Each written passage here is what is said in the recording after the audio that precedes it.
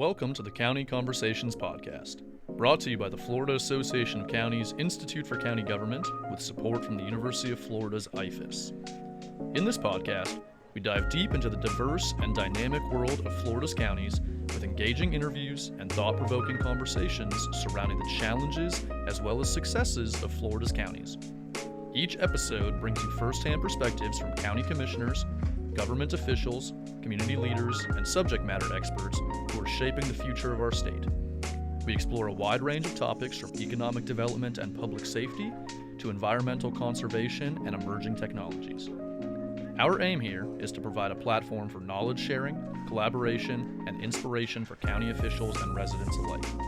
Whether you're a county commissioner, government professional, or simply interested in understanding the local government landscape, we hope this podcast provides valuable insights and practical takeaways on all things counties.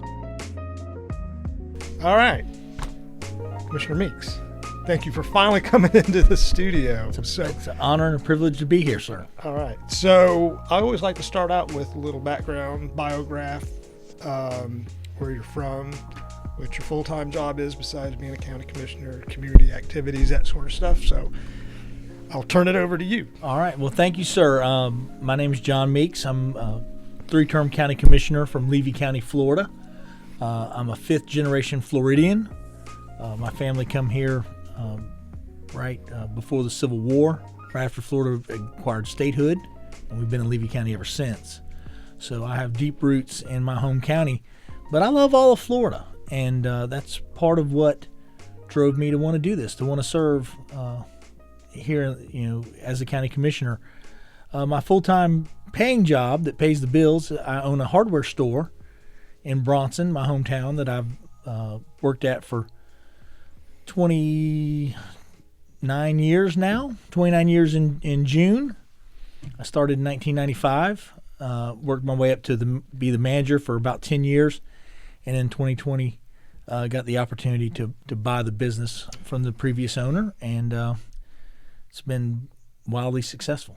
I've been blessed. And so between that and being the voice of the Bronson Eagles.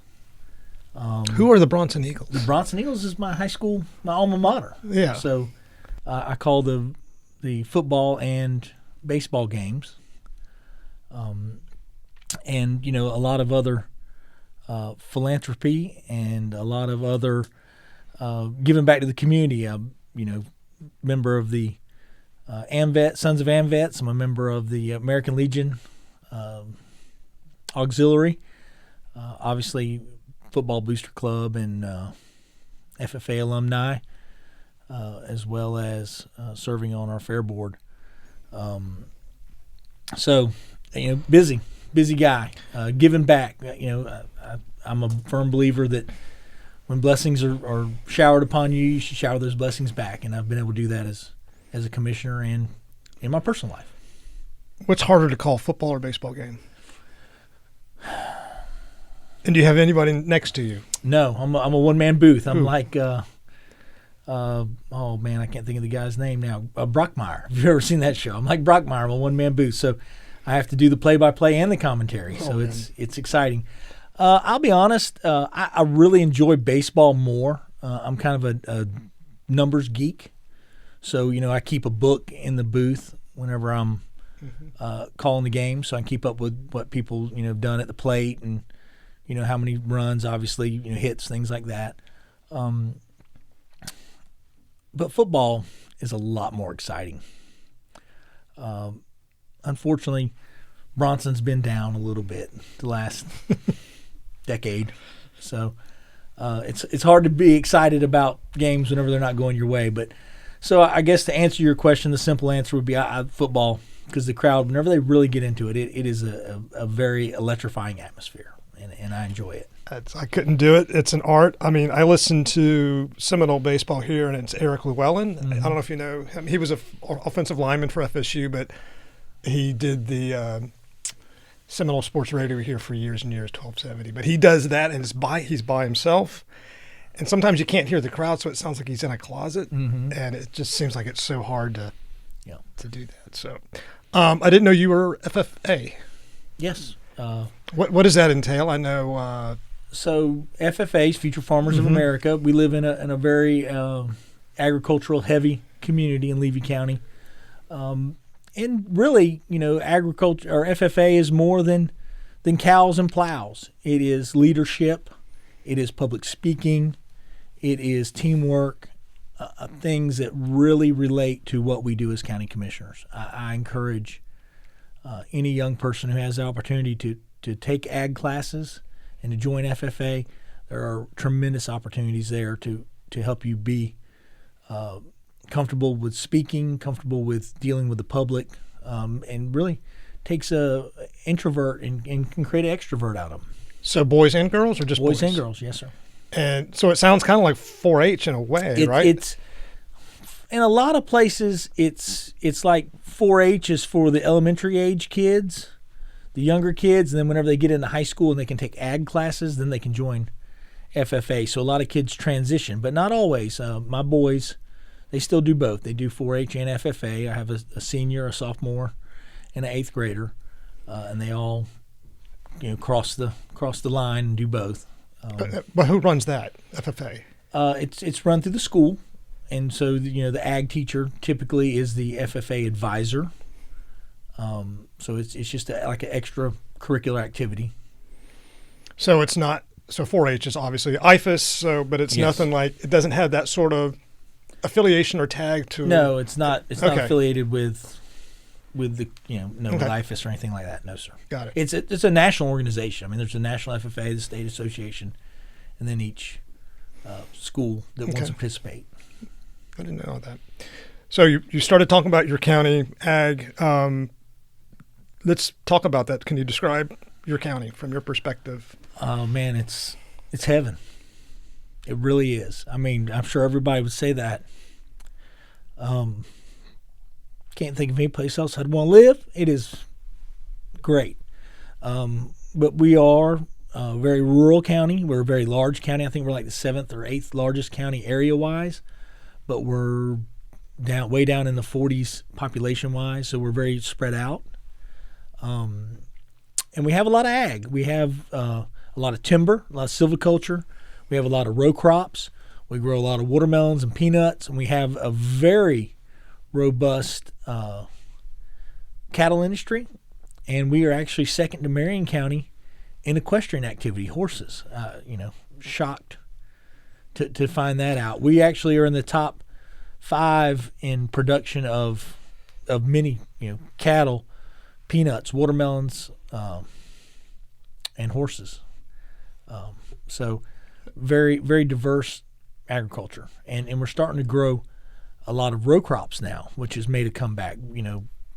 Vegetables that we didn't have for probably a decade and a half. So if I'm to ask my wife where's Levy County, she's probably going to have a problem identifying it. So you have a neighbor to the north, a neighbor to the south, and then something out to the west. To the east. Excuse me. Well, I'm to the west. I'm not. Oh. You're a coastal county. Yes. That's what I meant. Okay. Okay. Yes, sir. Yes, sir. We are right on the Big Bend. We are in the middle, pretty much, of the Big Bend region of Florida. Dixie County's to the north, Citrus County's to the south, Alachua County, home of the University of Florida. Our good friends at IFAS are to the east of us, and we are nestled on the Gulf Coast, but we are south of the Suwannee River. So we were not blessed with the beaches that other Florida counties have. We have a lot of coastline. It's great for fishing, great for shellfish. I mean, we have the number one clam industry at one point on the whole East Coast, definitely in the Southeast now. So great for all that. We just don't have the pretty white sandy beaches. Did the clam industry get impacted by that last hurricane? Horribly. Okay. Horribly. A lot. All the surge and all the wind really decimated the industry. I mean, there's folks here from the aquaculture industry in Tallahassee this week talking to our legislative delegation about trying to get some funding, some gap funding, because it's like any other crop. You plant it takes about 18 months for it to grow out to harvest, and they lost they lost their clams in all stages, from the first seed planting all the way to what was ready to be harvested. So now there's essentially pretty much 18-month gap in supply, and so they don't have a crop to harvest, and it's proven to be very difficult. Do you know how many folks are employed in that industry? I do not off the top of my head, no sir. A lot. It really filled the void whenever the net ban was instituted in 1994. It really saved Cedar Key from basically becoming a ghost town. So we're fortunate to have that in Levy County. And then does IFAS do any work in that industry to help yes. support? Mm-hmm. Because they have their research center out there. Yeah. They're very, very helpful in the clam industry, the aquaculture industry. They are instrumental. The work that Dr. Leslie Sturmer does in her group is key for clams and oysters, as well as all the other seafood that's harvested in Cedar Key. Another plug for IFAS. Yep. They do great stuff. All right, so how long have you been in office? 11 years. So this is coming up to the end of my third term. Still wet behind the ears, as some would say. I don't know about that.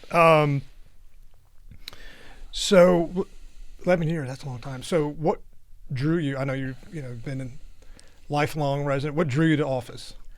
Honestly, it's kind of an anecdotal little story. I had a cousin who was older, who's my dad's age. He was my dad's first cousin. But growing up in the South, everybody who was older than you was either sir or ma'am or aunt or uncle. And so I called him Uncle Donald Holmes. And he was county commissioner for 20 years. And he, growing up around him and seeing what he was able to do as a commissioner always touched my heart. He was able to help people. He was able to make things happen good for our community, improve roads, improve, services, build parks, things of that nature. And from that time, being very, in my formative years, being very young, I always said to myself that, that's something I'd like to do. And I had a friendship with another gentleman who served after Uncle Donald, who served for 2 terms that I worked for, and got to see, him in action and see the things that they were able to accomplish. And it's about giving back and being a servant. It's not about being in power or having authority. I look at it as being a servant leader. And I thought, what a great way to be able to help my county prosper and succeed and still be able to give back to the community. So that's what drew me to the commission seat. And I love Leon County. I'm originally from Pensacola, but I love Leon County because I raised a family here and went to school here. But in many ways, it seems like a very thankless job. I don't think I could ever do it and never thought of it. Do you not view it that way? You got to roll with the punches, Eric. Yes, there's days where I scratch my head and ask why am I doing this? Why am I seeking re-election? Why am I begging people to vote for me so I can get 4 more years of this?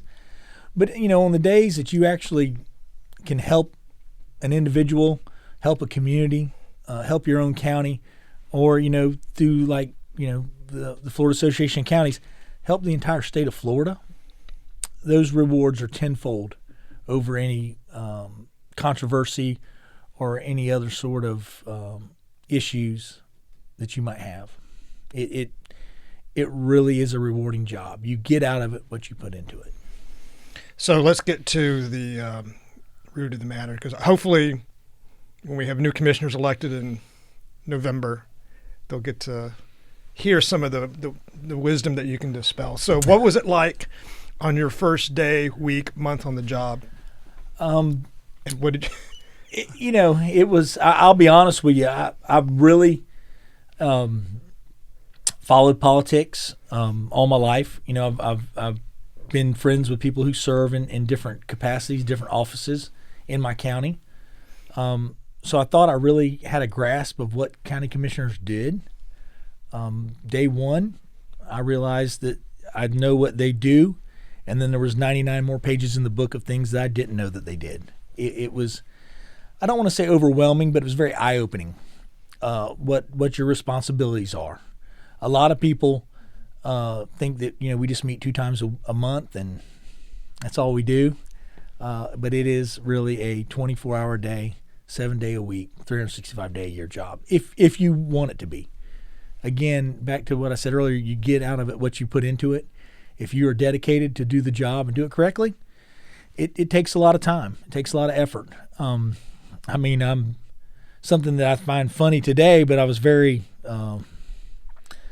shook up about was, I couldn't even follow along hardly in our agenda book the very first meeting. Things were moving so rapidly, and we had all our backup materials, and there were no tabs, so trying to flip through and stay caught up was a little bit overwhelming the first time, but it wasn't very long. I got the grasp of it.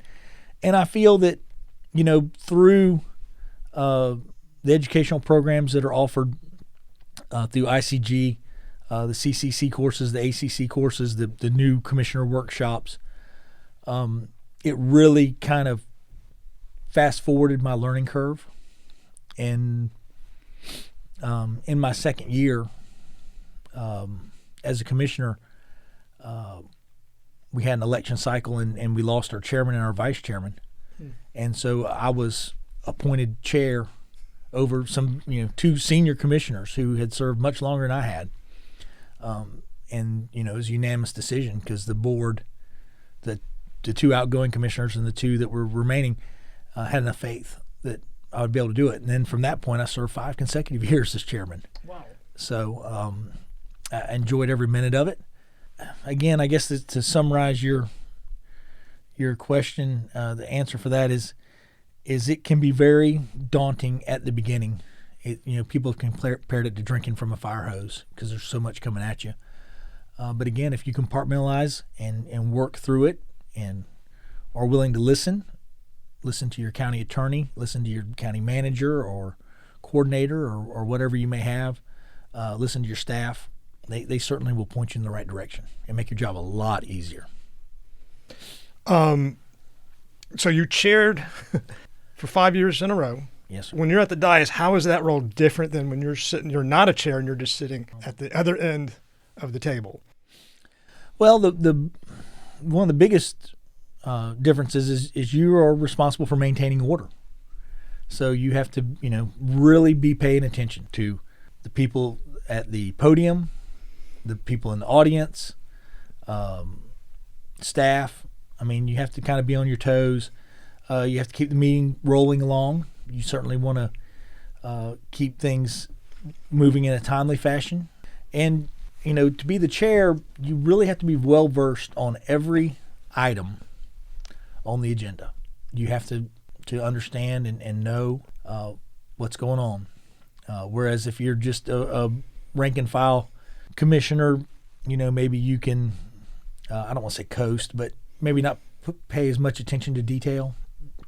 But the biggest thing is just maintaining and managing the meetings, keeping them moving and being sure that the public gets heard, but you don't get bogged down with too much public input or too much input even from your fellow commissioners. Sometimes you have to kind of cut them off so that you can keep the agenda moving. Other than that, the other challenge with being the chair is whenever you're the chairman, it doesn't matter where the issue is. If it's in the north end of the county, the south end, the east end, or the west end, people want to talk to you because you're the chairman. They think that you're the guy in charge. And so you really, in my case, really took on the lion's share of a lot of responsibilities because you were the chair. So obviously you're chair of the ICG. You've done a great job. Thank you. I've enjoyed working with you over the past year and a half. You've always seemed to be a proponent of the training and the education programs. Can you just talk a little bit about that? And is there any particular one class, or is it just kind of the accumulation over time and just getting to meet other commissioners and staff? It's a lot of things, and that's a really good question. I'll start by saying, I'm again kind of kind of a nerd about things. So I really enjoyed the CCC level classes because they were really like meat and potatoes subjects. There was statistics and facts and things that you learned. Yep. Whereas with the ACC level classes, it was more cognitive thinking and teamwork and team building and concepts and ideas. And I'm a big fan of facts and black and white, and so I really enjoyed the learning part of the CCC level classes, but I equally enjoyed the team building and the camaraderie that came from the ACC and the ACC level 2 classes. The best and the most important part to me, though, beyond learning, is the relationships that you build with other commissioners, that you build with staff. Like we talked about earlier in the board meeting, it's friendships that you carry with you for a lifetime. These are people that you can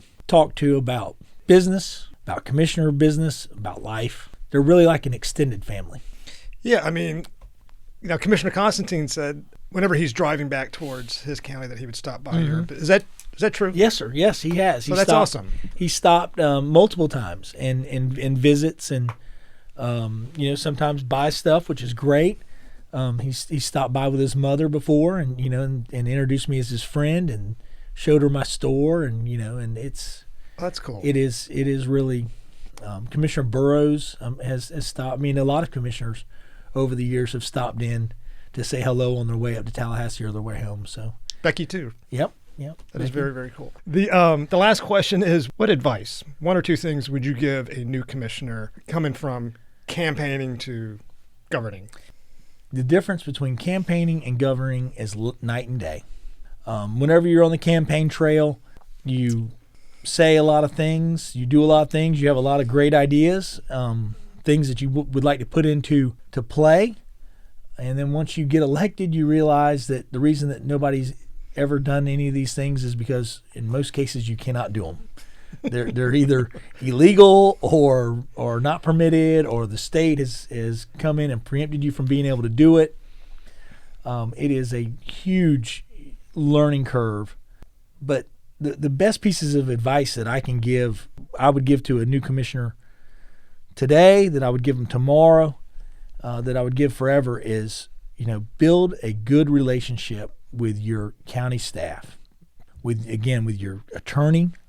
I mean, you may not always agree with your attorney, and you may disagree and butt heads on things, but their job and their purpose is to keep you and keep the county out of court. So whenever they give you advice, you may not like it, but my advice to you is take it. Herb Teal told us that in ethics, our new commissioner workshop, one or the other, a long, long time ago, and I took it to heart. And it has been part of why I've been successful. Because even though I may want something to be done a certain way or have an idea about how things should go, they know the law and they're going to keep you out of trouble. The other thing is to build a good relationship with your county manager, or in our case, we have a county coordinator, because they are going to be your sounding board for ideas, for thoughts, plans for the future, those sort of things. Beyond that, you should definitely have a good relationship. Different size counties have different levels of employees, but get to know all your staff, understand what they do. Go out to the road department, to the parks department, transit if you have a transit, construction maintenance, whatever it is. Go meet those folks, and understand what they do, or get an idea of what they do, and it'll help you be more successful in how you can help them in the future, how you can help them do a better job, which in turn makes you look good in your job. So definitely have a good relationship with staff. And then always remember that the people put you in this position and they can take you out of this position. So that is who you are ultimately responsible to, is the public. Take care of them, take care of your staff, and listen to good advice, and you'll be a successful three-term commissioner like me. Well, you're lucky to live in Levy County. I think Levy County's lucky to have you, and Well, thank you. we've certainly been lucky to have you as a member of FAC and ICG. So glad I got you in here. Yes, sir. Thank you Appreciate very it. much.